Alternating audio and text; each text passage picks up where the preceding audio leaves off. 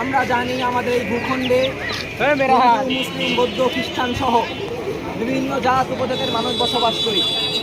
সকলের, সকল ধর্মের, সকল মতের, সকলের ঐক্যমতে ধর্ষণ একটা নৃশংস হত্যা, নৃশংস কর্মকাণ্ড।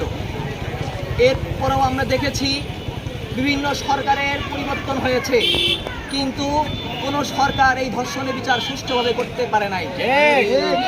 আমরা দেখছি আমাদের পূর্বের সরকারের আমলে যখন আমাদের বোনরা ধর্ষিত হতো, আমরা এই মাঠে এইভাবে এই জায়গাগুলোতে আমরা বিভিন্ন মানববন্ধন করতাম, কিন্তু ফলশ্রুতিতে আমাদের বোনরা একের পর এক ধর্ষণের তালিকা বৃদ্ধি করত, কিন্তু কোনো ধর্ষকের বিচার ঠিকঠাকভাবে সুস্থভাবে হইতো না।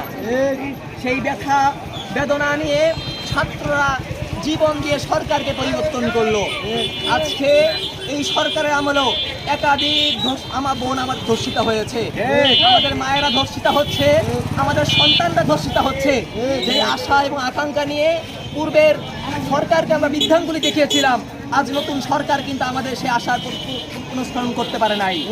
জায়গা থেকে আমরা বিশ্বাস করি, ধারণ করি, আমরা মনে করি এই ব্যর্থতা কোনো সরকারের নয়, এই ব্যর্থতা জনগণের নয়, এই ব্যর্থতা এই দেশের শাসন ব্যবস্থার।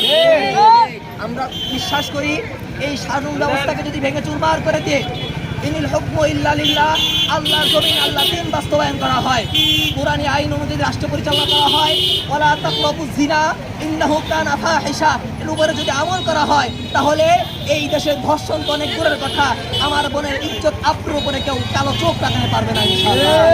এই জায়গা থেকে এই রাষ্ট্রের প্রতিটি নাগরিকের কাছে, প্রতিটি নেতৃত্বের কাছে, প্রতিটি মানবতার কাণ্ডারীদের কাছে আমরা আকুল আবেদন রাখতে চাই, আপনি যদি বেধর্মী হন কোনো সমস্যা নাই, আপনি যদি মুসলমান হন কোনো সমস্যা নাই, আপনার মতাদর্শের সাথে আমাদের মতাদর্শের সংঘাত থাকতে পারে, এটা স্বাভাবিক, কিন্তু আল্লাহর উপর ভরসা করে বলতে পারি আজকে যদি এই রাষ্ট্রে ইসলামী আইন বাস্তবায়ন করতে হয়, আজকে আমার ঘরের আমার কন্যা যেমনভাবে এই ইসলামী শাসন আমলের কাছে নিরাপদ থাকবে, আজকে আমার প্রতিবেশী যেভাবে নিরাপদে থাকবে, আমার দেশের প্রতিটি জনগণ, প্রতিটি ধর্মের জনগণ, প্রতিটি মতাদর্শের বোনেরা, মেয়েরা, কন্যা সন্তান নিরাপদে বসবাস করতে পারবে ইনশাআল্লাহ।